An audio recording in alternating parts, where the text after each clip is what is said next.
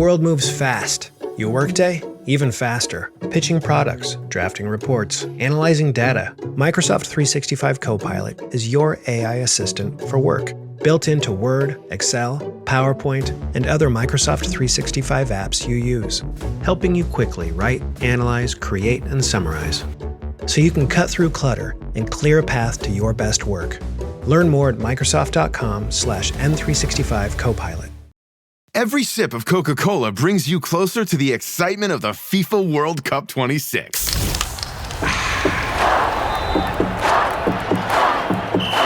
Because nothing compares to the joy. So grab a Coke and drink in the FIFA World Cup 26. No purchase necessary. 13 plus in 50 U.S. states and D.C. with a web-enabled device. Ends March 1st with 8 entry periods. Rules at cokeurl.com/soccer rules. Kraft Mac and Cheese is better than 90s hip-hop. We'll remind you of your childhood without making you feel incredibly old. Kraft Mac and Cheese. Best thing ever.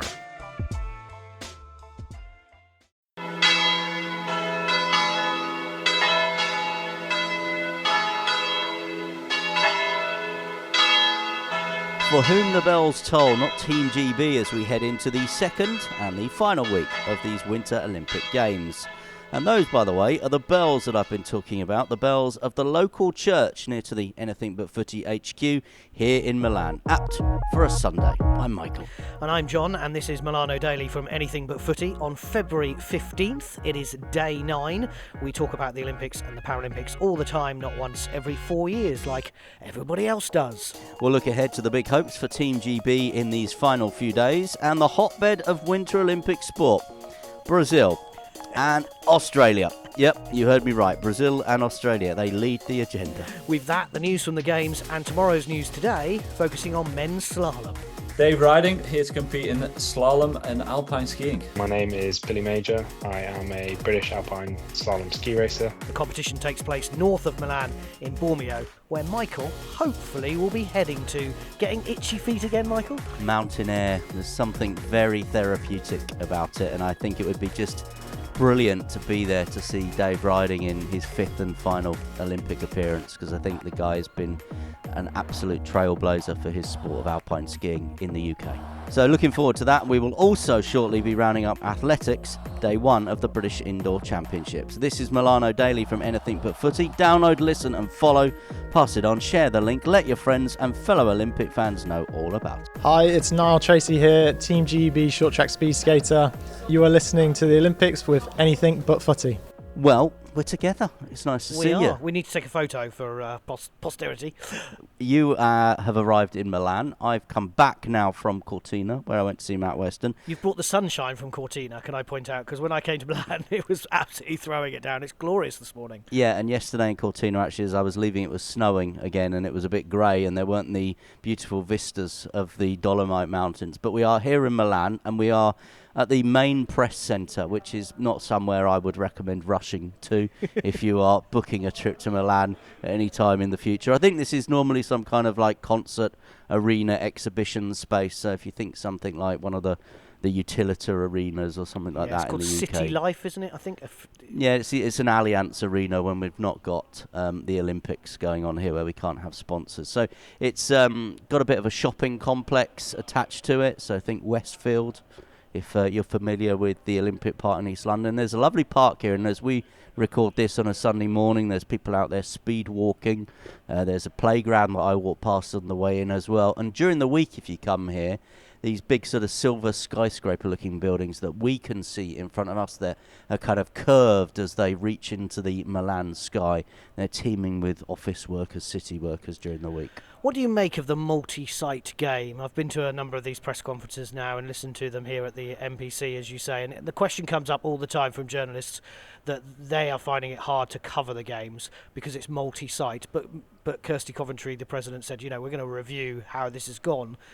But from a sustainability point of view and from a moving forward point of view, surely that's the way that these winter games particularly are going to have to happen. Journalists moaning about their issues and their logistics and them having to do a bit of travelling around. You do surprise me. What do I think about it? Cortina felt very Olympic. I said on the podcast previously. It was wonderful to be there. But Cortina can't host ice skating, figure skating, and speed skating. It's just not possible. It's not 1956 anymore, is it? No, and you drive as you go into Cortina past the old ski jump there. But again, it's not 1956 that you could, the logistics and everything that you need for the modern Olympics, you just couldn't put there. It's fantastic what they have got there, and as I said, it feels brilliant, but you need 5 or 6 big arenas to host the Winter Games, so you need a big city. And for me, Milan, the first weekend... They applauded your comment there. I think they agree with me. The first weekend after the opening ceremony felt good. There was a good vibe. I said that in and around the city centre. You could tell that there were lots of people here and they were all here for the Olympics. And as I said as well, during the week, it's just a busy city. It's Italy's second biggest city, isn't it, after Rome? So it's like being in Birmingham during the week. People are going to work and trying to do their business. I went to the ice hockey last night, next to the speed skating stadium, of course, down at the Friero, another XL NEC type building. Absolutely huge kind of hangars that you walk past. And the Dutch athlete, how many Dutch athletes and supporters, all in orange. I mean, the Europeans have come out in force, and they were saying in the press conference here that there's a lot more people watching these Winter Olympics in Europe, according to the EBU, the European Broadcasting, than Beijing and Pyeongchang. Well, yeah, because it's back here in after 20 years, and people are seeing it in their own time zone. Yeah, and the IOC are not going to make decisions about future Winter Olympic host venues based on the thoughts of a handful of journalists that come to their morning press conference. They're going to look at audience figures, and they're going to look at the digital impressions. And what they're going to see is huge audience figures, as you've just said there, in Europe, because it's in the right time zone. I would guess it's going to be the biggest Winter Games from a social media and a digital point of view, and that will tick all the boxes, and from that they will judge it as success. It's not super easy to get around, but that is the modern games. We've got a Winter Games now with a lot of sports, a lot more sports than we had in 1956, of course. We've got a Winter Games where, to make it viable, you need some of those big ticket sports like ice hockey and figure skating, where you've got to pack out arenas and sell tickets. So I'm afraid the Winter Games moving forward, if it's going to continue, and we don't want to get to the point with the Winter Games that we have got a little bit with the Commonwealth Games, it's going to have to take this approach, and there's just going to be no way that you're ever going to have another Lillehammer 1994 or anything like that. Well, we'll have a look ahead as we approach the second week of the Winter Olympics of some of the Team GB medal hopes. But first, let's round up some of the news from the Games this weekend.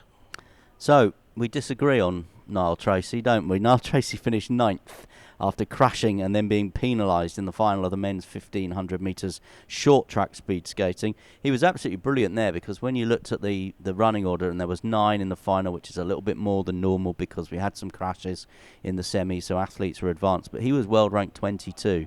Everybody else in that final was in the sort of top 10, top 15. So he did amazingly well getting there. He led his semi from 8 laps out. It was never in doubt. But then in the final, I think he was trying the same tactics, basically. But he crashed, slid off with the Chinese athlete. And he said afterwards, I think if you told me at the start of the day I'd be in an Olympic A final, I maybe wouldn't have believed you. I'm really proud of what I did today. And they put the VAR in, and they penalised him, so he was down in 9th. You disagree with the decision? You think he was just skating? I think he was, as you say, he was panning out the same way. He was leading, and then he got overtaken as the laps were coming round. And I think he was trying to respond to those athletes, and he widened his stance slightly, which meant that his foot caught one of the other person's foot. He went down and took a Chinese athlete out with him. I wonder if he was an Italian, whether they'd have banned him, or a Dutch, because the Dutch went on to win the gold medal with Korea, Latvia second and third. Yeah, I watched it in obviously real time, and just at that point you can't really dissect exactly what happens, which is why the judges took so long to work out the penalty.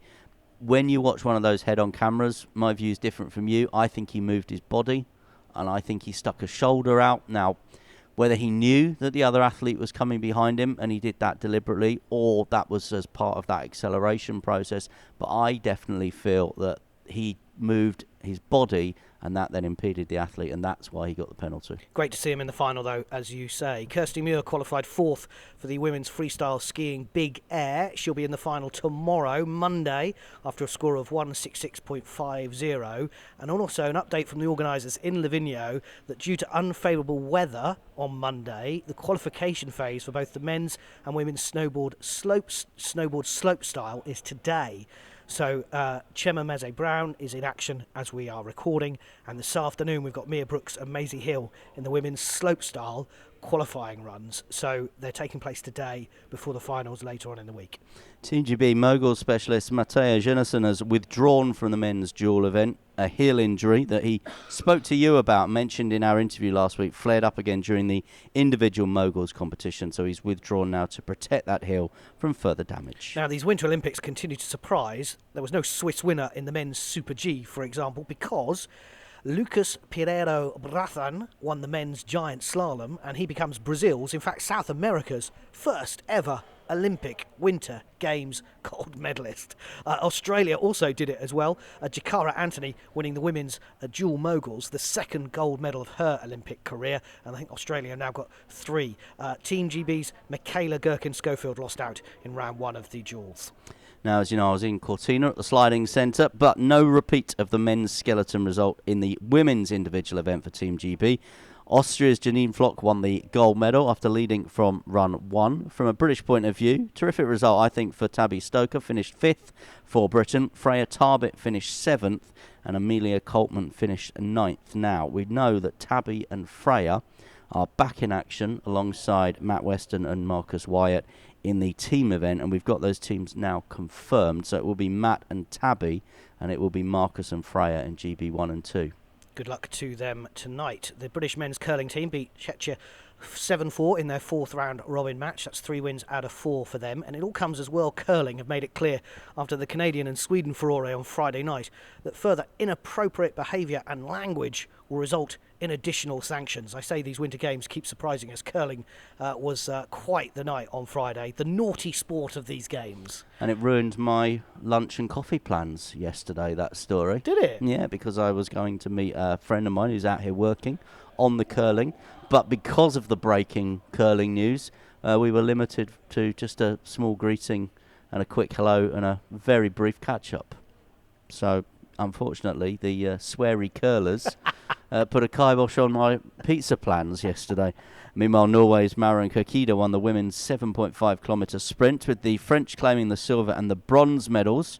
Sean Pendry of Team GB finished 89th, missing 2 targets. Did you see the cross-country skiing with the ski coming off and the pole coming off and all of this in that race? It was going to be one of those things that you see in the end-of-year bloopers tape, and just carrying the ski in one hand and ploughing on through the route. So, yeah. I was amazed when I went to the ice hockey last night how many times they lost their sticks as part of that, and there were some big crunching tackles even in the women's when they're smashed up against that board, and the puck, when it hits the side, that is hard. In the women's ice hockey, only 3 teams, of course, have ever made it to the final: USA, Canada and Sweden, and funnily enough, they're all in the last 4 again. So Canada beat Germany 5-1 at the Milano Ice Hockey Arena. It's a temporary venue, very similar to the NEC. As I said, the Canadians 4-0 up at the start of the 3rd period. Really good. Absolutely fantastic atmosphere in there. But what is this about? You play for 20 minutes, then you have a 20-minute break, and then you play for 20 minutes, and it just repeats. It's a lot of standing around waiting for the next lot of action to begin. Yeah, I think obviously because the game is essentially set up for US broadcasters, and 20 minutes allows them to get a lot of commercial breaks in, doesn't it? It's a little bit different at the Olympics. You didn't, though, on your way to the ice hockey, drop in and see the Turkish leather show that was also on in the same complex? The House and Plant show in a few weeks didn't really attract me either, to be brutally honest. And then there was another travel show in there when I went the other day that literally one person was walking around. I saw an open-top bus in there. There was obviously like different stand for every different country, and one of the countries had bought an open-top bus, but there was just one poor gentleman walking around. He had a lot of attentive staff. Probably not the time when the Winter Olympics is going on in Milan to be staging that. Let's have a quick look at Team GB medal hopes this week. We're into the 2nd week Michael, what do you reckon? Where are we looking for Team G Boy? Well, we mentioned obviously the team event for the skeleton. I think we've covered that off, but we've also got the snowboard cross mixed team event as well. So we know that mixed team events are very much a thing that the IOC want to do. So Charlotte Banks and Hugh Nightingale, they are together in that team. They are a world champion pair from a couple of years ago as well. But as we've seen with Hugh and Charlotte in the individual events, it's really, really difficult to negotiate your way through the rounds. And the other thing I found out about that is that Hugh Nightingale is related to friend of the pod, Georgia Holt's boyfriend. Oh, so okay. they are cousins apparently. Wow. So Georgia's boyfriend is a Paralympic cyclist, of course, and is also cousin of Hugh Nightingale, I discovered on social media. So we'll be watching those guys. I think they need everything to go right for them, and it's very difficult in that sport for everything to go right. I mean, you look at the precision of what Matt Weston did, but although skeleton is obviously a really difficult thing to do, and there's obviously jeopardy and danger in there, there's not as many variables because you're not racing on that track against someone, are you? Yeah, absolutely. One person we haven't really spoken about much because she only is competing in one event is Zoe Atkin, because a world champion, X Games medalist as well. She has a really good chance in the half pipe. Yeah, and gone completely sort of under the radar in week one. Zoe's name was mentioned a lot in the previews, kind of with Mia Brooks and with Kirsty Muir as well. So, yeah, the three of them were mentioned. Now, we've seen Mia and Kirsty in one event already, and they've both got the second one. But, yeah, I think it's been quite a long wait, hasn't it, for Zoe. I would love, and I think Team GB would love, there to be a medal on snow in these games. I mean, we have a little bit of a track record going back to the likes of sort of Amy Fuller, Jenny Jones and others to have just one medal on snow, and maybe, you know, it might be Kirsty. That's an opportunity there, but Zoe Atkin, I think, is the one that maybe in this second week we might be pinning a few hopes on. And of course, we've still got to come the men's 2-man bob. They start their campaign. 4-man bob. Got the men's curling continuing. Mono as well. bob in action at the minute with Adele Nichol, making a bit of British Olympic history there. First ever Brit to qualify in the mono bob. And even the women's curling team beat the world champions, Canada, over the weekend as well. Bit of a shock, and I said yesterday I saw Eve Muirhead, who was coming out the arena after that one. She was delighted for that, of course. So yeah, I think there are still medal opportunities. I think obviously one in the bag, one possibly two in the team skeleton later on today. I think if we were to go into Monday morning Milan Cortina with 2-3 medals, it would feel a little bit better. But yeah, we've still got a few opportunities there. You're listening to Milano Daily from Anything But Footy. Tomorrow's news today from Team GB, and our other news from the games coming up. Hi, I'm Marcus Wyatt, skeleton athlete with Team GB. You're listening to Anything But Footy with the latest on the Olympics. This episode is brought to you by Indeed. Stop waiting around for the perfect candidate. Instead, use Indeed sponsored jobs to find the right people with the right skills fast. It's a simple way to make sure your listing is the first candidates see. According to Indeed data, sponsored jobs have 4 times more applicants than non-sponsored jobs. So go build your dream team today with Indeed. Get a $75 sponsored job credit at Indeed.com/podcast. Terms and conditions apply. This is Milano Daily from Anything But Footy. It's time for TNT, tomorrow's news today. Now, one of the highlights in the skiing world, from a British point of view anyway, will be the men's slalom in Bormio. Now, 3 Team GB skiers have made it for the first time. You've got Laurie Taylor in his second games, 8 years on from his first. You've got Billy Major, also at his second games. And you've got another man who's back for his 5th and probably final Olympics. Dave Ryding here to compete in slalom and alpine skiing. It's a little bit different than number one, obviously, because now I feel like I'm here to compete, not just to try and do my best, you know. So, but definitely on the day, I will be seeing the rings and feeling the pressure like everybody else will be. Yeah, it's definitely one of the mellower courses that we will race as like professional skiers on the World Cup or Olympics. So it will be a full charge kind of race, and I think that will throw some names into the mix that people might not expect. So I think definitely people should be prepared for the unexpected. If the Olympics weren't here this season, would I still be here? I'm not sure, but it was a big motivating factor to see if I can go out there and better what I've ever done at Olympic Games before. just the same emotions as always, really. I'm like the same thing I've been doing all season, trying to get the most out of myself, trying to put myself in the best position I can to do the best skiing I can on Monday. I think my mindset's been like that all year, and the stress has been the same, the pressure's been the same. So yeah, business as usual, and that'll be the same on Monday. Obviously, last Olympics, I said I'd rather cry than think about doing a 4-year cycle. I am here, so I've made it here. But yeah, I've definitely promised my wife that I will be a dad and a husband, and maybe do a night shift with Nina every now and again too. So no, I'm looking forward to the next chapter once that comes about, and I'm definitely ready for that. That is Dave Ryding in his own words speaking to Anything But Footy. So the first slalom run, 9 o'clock Monday UK time. Now, we heard from Laurie Taylor earlier on in Milano Daily, and like him, Billy Major's in his second Olympics, and John has been speaking to Billy before he skis on a slope that he knows well. Not an emotional whirlwind, but it's always, it's in the back of your mind. It's, it's only every 4 years, so it's you make it out to be a pretty big deal, something you want to go to and you work extremely hard for. So yeah, I've put lots of hours of work and lots of sacrifices to get here. So pretty proud to get that call to find out I've been selected for my second games. And for the first time ever, one of 3 British alpine skiers. Yeah, it's amazing.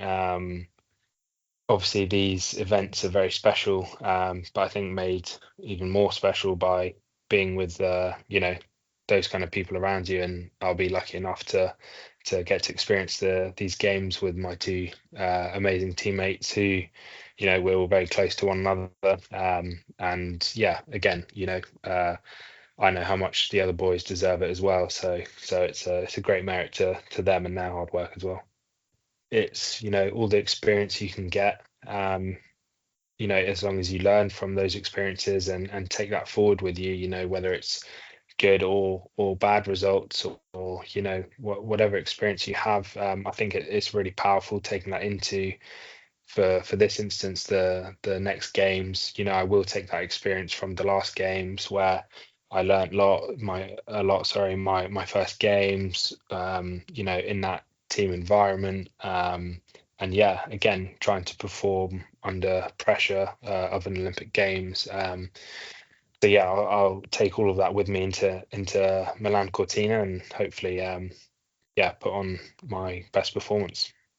Now, I know that the Olympics is massive for us, and every year when the Winter Olympics comes around, every 4 years, people watch it that maybe haven't watched what you guys do week in, week out.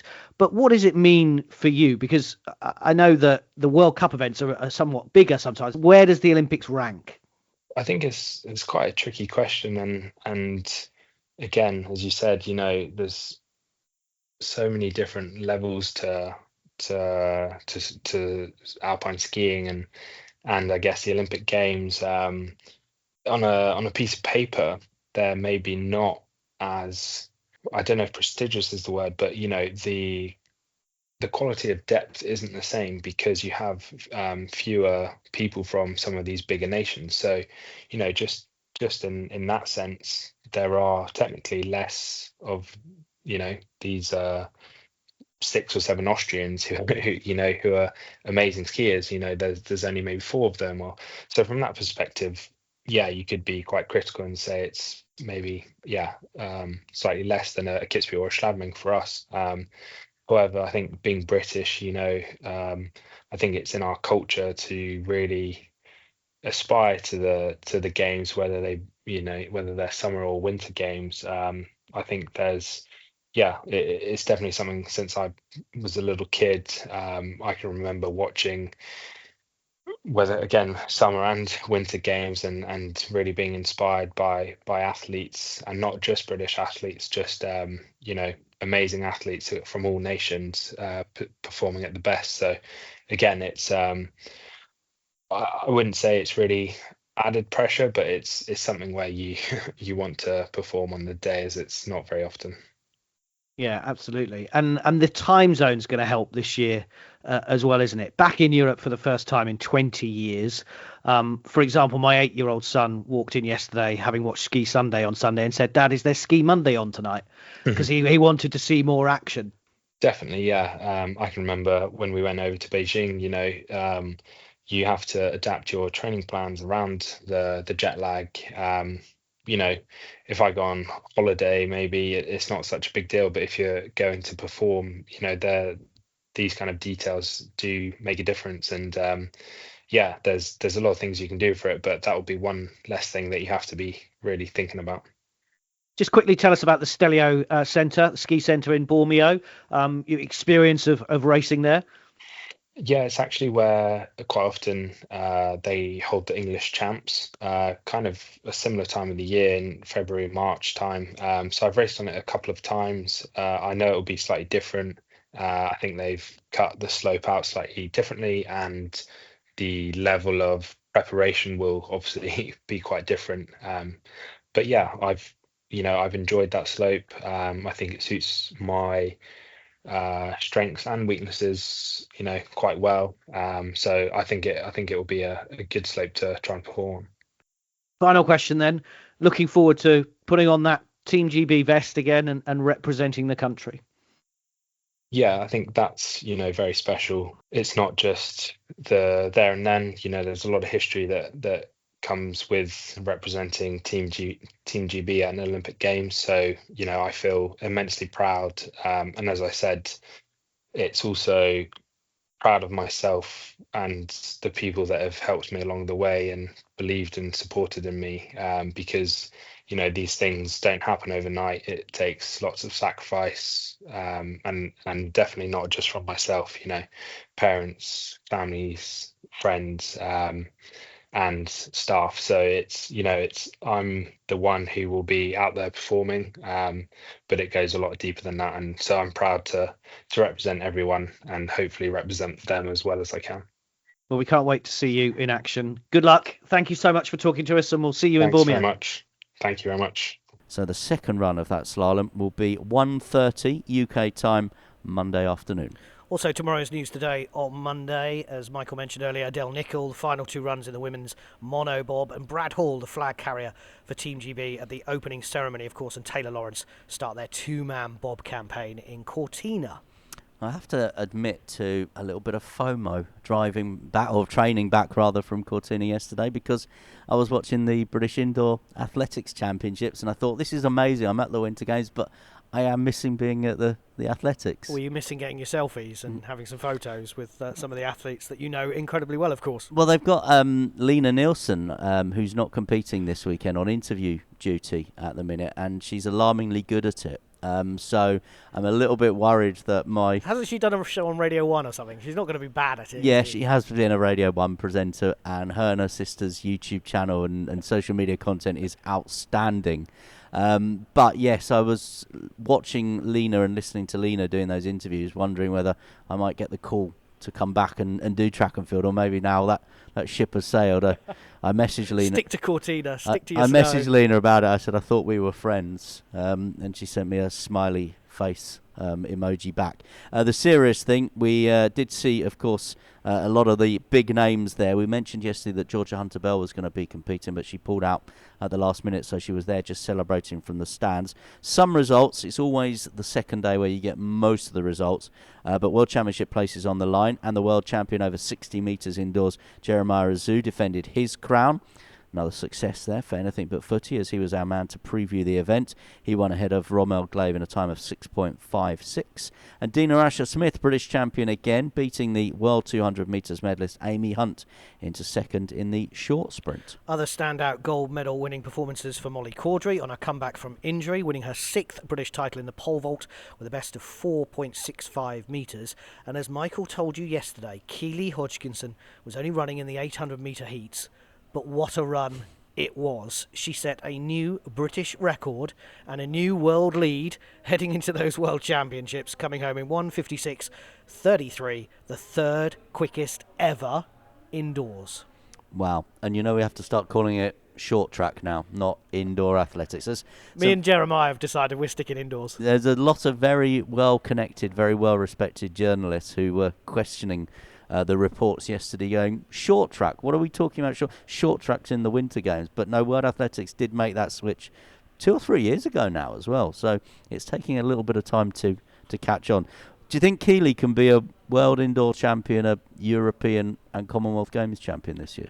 Keely Hodgkinson can do anything she wants, I would assume. Do you think Keeley could be one of Matt Weston's rivals for Sports Personality of the Year, which I suggested to Matt yesterday he might be up for? I think it's an early call to go for Matt Weston at this stage when there's a Football World Cup coming up in the summer, and as you mentioned, the European athletics at the Commonwealth Games. There's a lot more sport to come during 2026. Yeah, I'm not going to worry about the football team. Remember, we are here every day with Milano Daily, Team GB results, reaction news, interviews from the games, and TNT Tomorrow's News Today. You can check out our socials.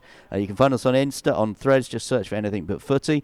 If you are commuting somewhere and you just need a bit of Olympics music to get yourself going, don't forget our Spotify Olympics music playlist. This is Milano Daily from Anything But Footy. Hi, I'm Phoebe Becker. I'm James Hernandez. Team GB Figure Skaters. You're listening to the latest on the Winter Olympics from Anything But Footy. Como madre orgullosa, siempre quiero lo mejor para mi familia. Y los únicos huevos que compro son Eggland's Best. ¿Casualidad? ¡Para nada! No importa cómo los cocines, siempre están frescos y deliciosos. Además, tienen más vitaminas D y E y un 25% menos de grasas saturadas que los huevos comunes. ¿Por qué conformarse con menos cuando puedes tener lo mejor? Eggland's Best. Mejor sabor, mejor nutrición, mejores huevos. Visita egglandsbest.com para obtener más información.